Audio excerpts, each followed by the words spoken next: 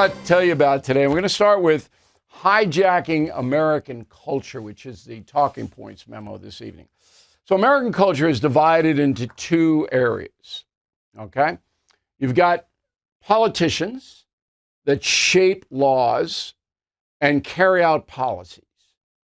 And they have a tremendous impact on how we all live. Now, we, the people, have control over that. We can vote for whom we want to. But if we choose the wrong candidates, then we get hosed. Okay, it's as simple as that. But that's on us. No outside forces. The second culture shaper is the corporate media, powerful corporations that control the communications industry. Nobody controls them. They do what they want. Now, we the people do have input.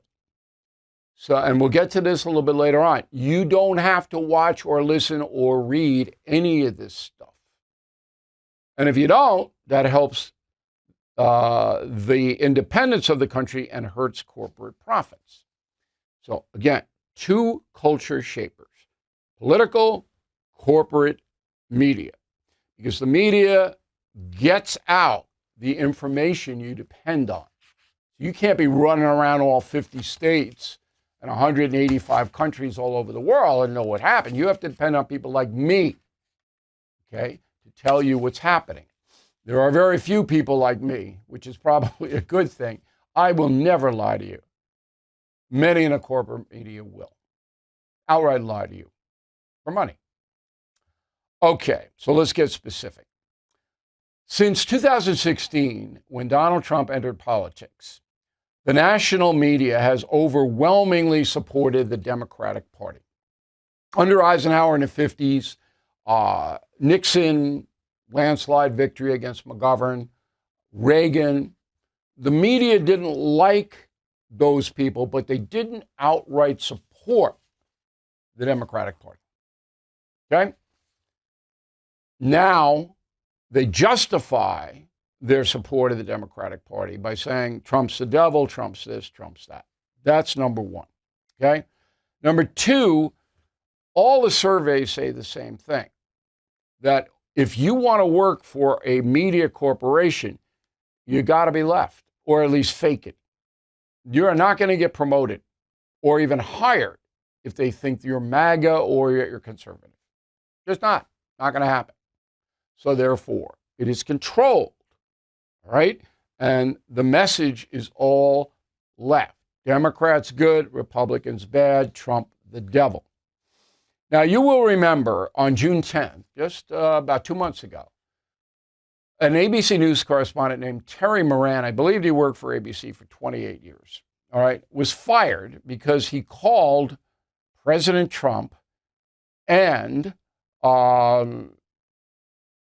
his top aide, Stephen Miller, haters.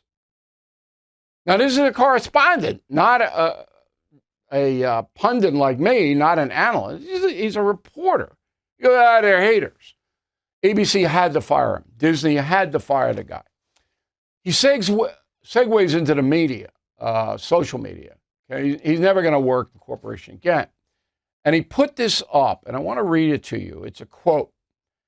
"It is no secret there are hardly any people who supported Donald Trump at ABC News or the other corporate legacy mainstream media networks. And this is bound to impact coverage, not so much out of malevolent bias, as a cartoon version peddled by Trump, Brendan Carr, and online MAGA, but more out of what kind of deafness. So yes, from my perspective, the old news networks are biased. But Brendan Carr, the head of the FCC, can go to hell." Oh, that's nice. That's very nice. "Federal government has no business dictating the editorial content of news coverage. This isn't Viktor Orban, Hungary, or Law and Justice Party, Poland, and Putin's Russia, where free voices critical of the Kremlin could still be heard before he crushed them." Terry Moran, July 29th. This guy is a troubled guy. I mean, we're trying to track him down. And I'd love to talk to him. And maybe I'm wrong about it. But to say, hey, it's okay that the American corporate media, the most powerful media entity on earth, it's okay that all of them don't like Trump and favor the Democratic Party. But FCC shouldn't get involved with this, or Trump shouldn't object to it. No, let them do what they want. Does that make any sense to anybody? All right, talk about the fix is in. My God. And there are rules. Okay, there are rules. So and I'm going to get to those rules in a moment. The FCC has a responsibility, okay, if it allows the networks to take up airspace, then it has to enforce some kind of standards. You can't lie, you can't defame, you can't be in bed with a political party promoting that party. And Brandon Carr is saying we're cracking down on it because Trump is telling them to say that. Yes, that's true. But we're not going to let you guys run wild anymore. Not going to happen. And that's why you're seeing changes. CBS News is about to change big time. Disney will have to follow. NBC, they'll stay where they are, I believe. I don't think we're going to see a lot of change there. Okay? And then Colbert is gone. You're going to see others gone. The View is going to be shaken up, on and on and on and on. Because the federal government does have say. Now, not with cable. The federal government has no sway over cable. Cable do whatever it wants. But the networks, given air space by the federal government, licensing. They are licensed. And Trump is saying, hey, you got to stop this. You can't have all the corporations in the media supporting the Democratic Party. And so that's where it is. So the culture has shifted. People go to me, oh, it's not the way it used to be. And that's true. It's not the way it used to be. I worked for CBS and ABC News. I'm going to write about that, my experiences there, in my last book, After Confronting Evil. But it wasn't crazy. Rather, it was very liberal, but he wasn't a nut. Jennings was liberal, but he was fair. Rather wasn't fair. Okay. But I'll just give you a little taste of that. So summing up, we are responsible for who we elect. Those people in Washington and in your state capitals shape the culture, okay? And the media also shapes the culture, and it's all liberal, with the exception of Fox News and Newsmax, and it's overwhelming. And that's a memo. Now, as you know, President Trump has rescinded $1.1 billion in funding for the Corporation for Public Broadcasting. So the CPB announced it's going out of business. And it'll go out of business in January, but it's cutting back now. Now, why does this matter? Because that body, the Corporation for Public Broadcasting, took some of the money, that tax money that it got, and funded little NPR and PBS stations across the country. Well, that's not going to happen anymore. Now, the big ones, like Channel 13 in New York, and I think it's Channel 13 in LA, they'll stay, but they're going to have to raise their own money, which they should. But the little ones are going to have trouble. Not our fault. If you're going to be dishonest, and NPR and PBS are absolutely blatantly dishonest. I mean, make the networks look like Rush Limbaugh. That's how left-wing they are. So they're losing their money, and that's that. Other media. CNN continues to be a ratings disaster. These are the July ratings. So this guy named Chris Chaliza used to work at CNN. He posts on X the following. These numbers for CNN are disastrously bad. The cable news network averaged only 497,000 viewers in prime time for the month of July, despite unrelenting waves of major news. Okay, but it's not just CNN. Fox News down big in July. Okay, 30% total viewers in prime time, 48% in the key 25 to 54 demo. Fox News. MSNBC, almost as bad, down 27% in total viewers prime time and 40% 25 to 54 demo. So what the deuce is going on? It's boring. That's what's going on. Boring. Predictable. Panels, 18 people, you don't know who they are. At the end of the day, how many times, go take a pad, watch cable news for 2 hours, and just write down how many times the cliche at the end of the day is said. Or we'll see.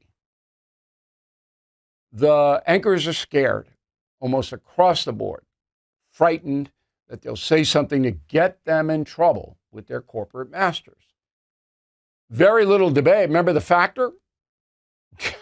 More than 20 years. I brought on the strongest opposition I could find because that was fun. That was back and forth. Now more. The most penetrating question is, tell me more. They bring on people who agree 100% with them. Boring. That's what's going on.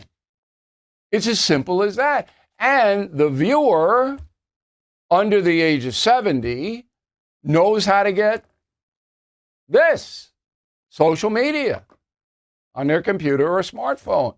And social media, I criticized it like crazy. There's no standards at all, but it's not nearly as boring as cable news. And network news, I mean, you want a nap?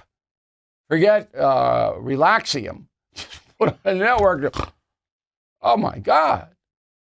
And that's why it's failing. And that is shocking because, as the guy pointed out, a lot of news in July. The American dream is changing. Forget the white picket fence. Today it's about getting out of debt. If rising prices and credit card bills are weighing you down, there is hope. Done with debt. They don't offer loans or push bankruptcy.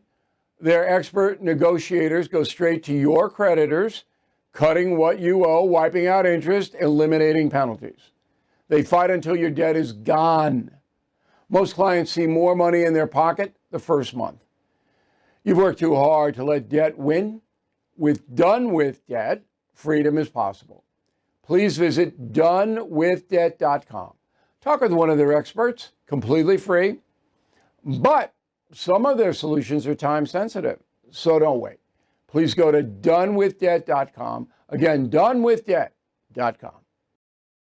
Joining us now from Boston is a visiting professor at the Fletcher School of Law and Diplomacy, one of the top schools in the country, Tufts University. Mikhail Troitsky, I think I have it right. Doctor, you were kind enough to join us a few weeks ago, and we really appreciate you coming back. So my analysis, where am I going wrong here? Well, clearly, President Trump is trying a different approach to the resolution of the Russia-Ukraine war. So apparently, 3 years of this war before Donald Trump took office showed that there's no way under the circumstances to, force justice upon Russia in the way that Russia has to be held accountable for its invasion and the atrocities and so forth. So Donald Trump is trying a different approach. He's trying to convince the sides, including Russia, to end the war while keeping the stick in his hand as well. He did hint about the possibility. Did you object to the red carpet and Putin coming to Alaska? Did you have any problem with any of that? Well, I mean, it depends on your optics. I want you. So you know both countries. You know Putin. You know you're one of the top experts here.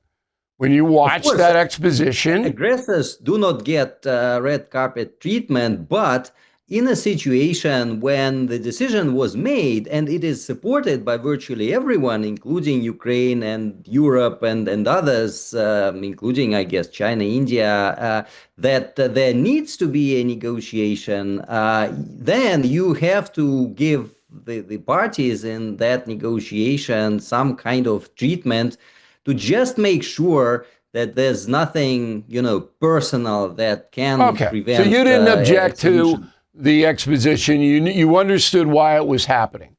Now, Trump clearly was disappointed in the outcome. He wanted to get something. And I understand that he was assured he would. And then, of course, evil Vlad didn't live up to what was suggested in advance. You're not surprised by that, are you? No, I'm not. Of course, Putin Right. was supposed to be evasive. Yeah, and that's what Donald Trump, I think, got out of him in Alaska. Well, Putin's words means nothing. And that's why Trump's angry, because he believes that Putin is manipulating him.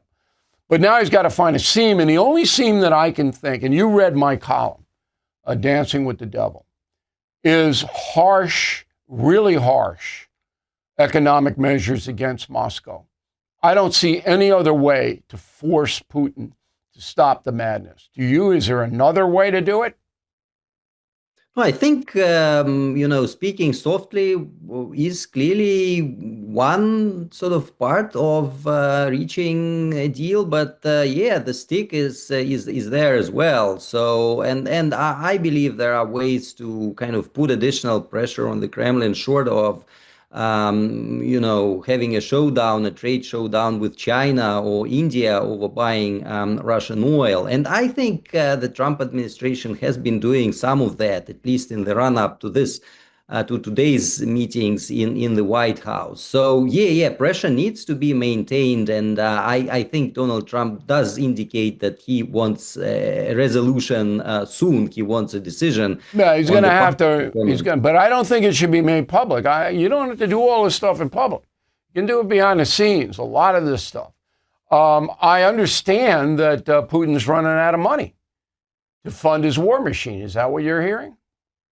Yeah, of course. I mean, even if you don't look at the figures, and of course, statistics coming out of Russia is certainly Fictional. completely Right. skewed these days, and you cannot know what to believe and what not. But running a war, waging a war like that for 3.5 years is unbelievably expensive. I mean, you can just refer to the cost of the wars the United States was waging in the past. This is very expensive, and in Russia what the Kremlin wants, what Putin wants, is to keep the semblance of normalcy for everyone else, for those who are not involved in the fighting and those who do not want to make money on volunteering to fight. And that puts additional pressure on Russian state coffers. So for sure, you cannot go on like that for forever. You'll destabilize your economy. And I guess the Kremlin has finally come to terms to that, and they did loosen up some of their conditions to end the war, which made the Alaska meeting possible and today's engagement Yeah. also. All right, Professor. We really appreciate it. Keep an eye on it, and thanks for your time tonight. Now, all of this Ukraine, Putin, Epstein, well, dominating the news cycle. But the most important story for Donald Trump's legacy is the economy, the American economy. And the most important part of the American economy is how much you are paying for the essentials of life. Okay? If Trump doesn't get that down from Biden, good chance he'll lose the midterms. It doesn't matter what that happens in Ukraine or Gaza or Epstein. This is the issue. Everybody knows. Now, oil prices are down. I'm paying less for gas, considerably less under Trump than I did under Biden. But food prices in many areas are up. So we'll give you the stats. Ready? Here we go. Ground beef, this is burgers and that kind of stuff. It's now $6.34 a pound. So it's up from $5.47 a pound when Biden was in office last summer. And that's a pretty big jump. Why? Because of a big drought in the West, they tell us, and the diminished cattle supply. All right, who knows? Second one, steak, sirloin, boneless, top of the line meats. Now $13.55 a pound. Okay? Last year, $11.72. Another big jump. Another big jump. I don't eat a lot of meat, so it doesn't affect me a lot, but you know, you want a good steak, you're going to pay a lot more for it. Same thing, drought, diminished cattle supply. Eggs. Now everybody got eggs. They're good for you, the protein and all that. Now $3.60 a dozen. This is average price. Last year, July, $3.08. 52 cents up. Why? Avian flu continues to impact production. That killed a lot of chickens. Okay. Chicken breast. Good alternative to meat, to beef. Now, $4.20 a pound, up from $3.94 a pound. Higher costs to feed the chickens. And that's because of weather damage to corn and wheat field. Goes on and on. But Americans aren't going to care about the why. They're going to care about you got to get the prices down. Now, a tip from me, you can not get hurt as much as if you are a food detective. Okay? So that means you look around the big trunk stores, all right, Walmart and Sam's Club and Trader Joe's and all of that. They run specials. But you got to be alert. You got to know when they're in. You got to get in. You can get it down. Amazon is pretty good now with their big food processing stuff. You go into Whole Foods, good chain, you better bring a lot of money. If you are 64 years old or older, you gotta hear this. Millions of seniors are on the wrong Medicare plan, and they don't even know it. Don't know it. In fact, the Department of Justice recently sued 3 major Medicare brokers for allegedly claiming to be unbiased while secretly steering seniors toward plans with the biggest kickbacks. Whoa. That's why I am partnering up with Chapter. Chapter doesn't work for the government or big insurance. Works for you. They are the only advisors that compare every Medicare plan nationwide to find what's best for you and your family. They'll even help if you're hit with wrongful medical bills, and that is real advocacy. They have saved the average senior in America $1,100 this year alone. $1,100. Best part, their service is free. You can review your options in under 20 minutes with Chapter. You are in control. So please give them a call. 321-319-1576. Or click the link in the description below. You know what drives me crazy, and this is true? How our healthcare system makes it so hard and so expensive to get the medicines we all need. Insurance companies tell your doctor what to do. Pharmacies sometimes refuse to fill valid prescriptions. And good luck getting the treatments you actually want in person. Finally, someone stepping up. All Family Pharmacy is a family-owned business that puts people first and believes in medical freedom. They are changing how Americans can get fast, affordable access to trusted medications. You go online, you choose from more than 200 options. A doctor reviews your order, what you want, writes the prescription right there, and your meds are sent straight to your home door. That's a great, great system. It's smart. It's about time. Please go to allfamilypharmacy.com/Bill. Use code BILL10 to save 10%. All right, final thought of the day. You may remember that I had 4 movies produced of my nonfiction books. We did Killing Lincoln. We did Killing Kennedy, Killing Jesus, and Killing Reagan. All were fabulously successful and made the companies that produced them lots of money. All right? I think Killing Jesus was the best movie. One of the movies was what they call a docudrama, where you had film scenes and all that, but you had a major star, Tom Hanks, kind of set the movie up throughout. I'll give you a clip in a moment. So the people who developed this movie work for a company called Scott Free, Ridley Scott, brilliant director. They formed their own company now. It's called Fifth Season. They just bought Confronting Evil. Boy, that's a big break for us. Okay? And they're going to do it as a TV adaptation, which is a streaming thing. Okay? So I think this is the way it's going to come down. Roll the tape on Lincoln. In the aftermath of the assassination of the many witnesses who claimed to know Booth or to see him on the evening of April 14, 1865, Booth's friend and fellow actor John Matthews later said, "Those who were the wisest knew the least." And the stage is set for the most dramatic and resonant crime in American history. That is what I think the Confronting Evil series is going to look at. I don't know who, I'm the executive producer, but I don't know who I want yet. A couple of people I have in mind.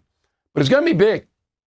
We are so happy to be working with Fifth Season because I work with them for the other 4 movies and they're great. You know, I don't like a lot of the Hollywood weasels. You know that. But these people are really good. So that was a big break. And, you know, we sent them the book and they loved it. You'll love it. Get it now so you get it first. It's coming right up. Confronting Evil out September 9th. Thank you very much for watching and listening to the No Spin News. I'm Bill O'Reilly. See you again tomorrow. Thank you for watching. To view full episodes of the No Spin News anytime, sign up to become a BillO'Reilly.com premium or concierge member today.